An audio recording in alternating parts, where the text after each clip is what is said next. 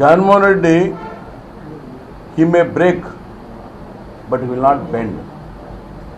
ఆయన విరిగిపోతాడేమో కానీ వంగిపోయే మనస్తత్వం లేదు యాజ్ ఎ పొలిటీషియన్.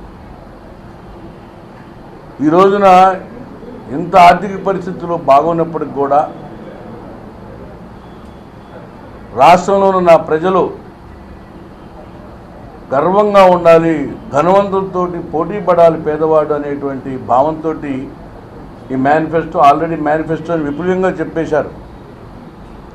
దీంతోపాటు ఈ మేనిఫెస్టో చూస్తే నాకు ఒక అనుమానం కలుగుతూ ఉంది.